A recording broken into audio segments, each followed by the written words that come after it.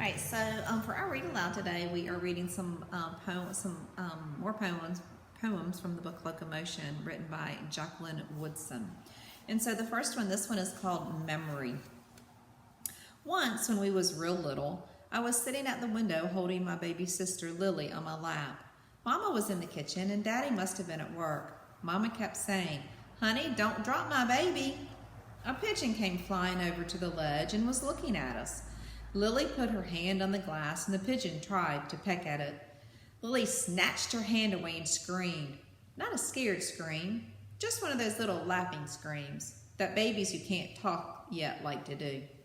Mama came running out of the kitchen, drying her hands on her jeans. When she saw us just sitting there, she let out a breath. "Oh my," she said, "I thought you dropped my baby." I asked, "Was I ever your baby, Mama?" And Mama looked at me all warm and smiley.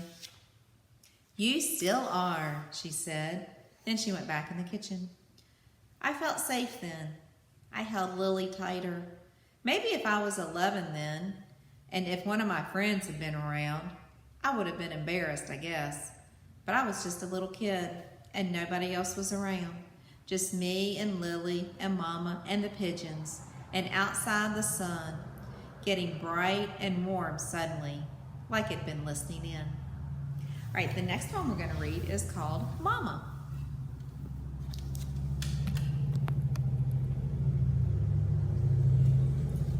Some days, like today and yesterday and probably tomorrow, all my missing gets jumbled up inside of me. You know honeysuckle talc powder? Mama used to smell like that. She told me, honeysuckle's really a flower, but all I know is the powder that smells like Mama. Sometimes when the missing gets real bad, I go to the drugstore, and before the guard starts following me around like I'm gonna steal something, I go to the cosmetics lady and ask her if she has it. When she says yeah, I say, "Can I smell it to see if it's the right one?" Even though the cosmetics ladies roll their eyes at me, they let me smell it. And for those few seconds, Mama's alive again. And I'm remembering all kinds of good things about her, like the way she laughed at my jokes, even when they were dumb, and the way she sometimes just grabbed me and hugged me before I had a chance to get away. And the way her voice always sounded good and bad at the same time when she was singing in the shower. And her red pocketbook that always had some tangerine lifesavers inside it for me and Lily. "No," I say to the cosmetics lady, "it's not the right one."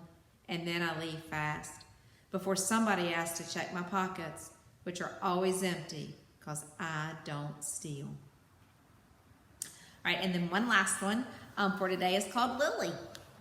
And sometimes I comb Lily's hair, braids mostly, but sometimes a ponytail. Lily would cry sometimes, the kind of crying where no tears come out. Big faker. I wouldn't have hurt her head for $1,000,000.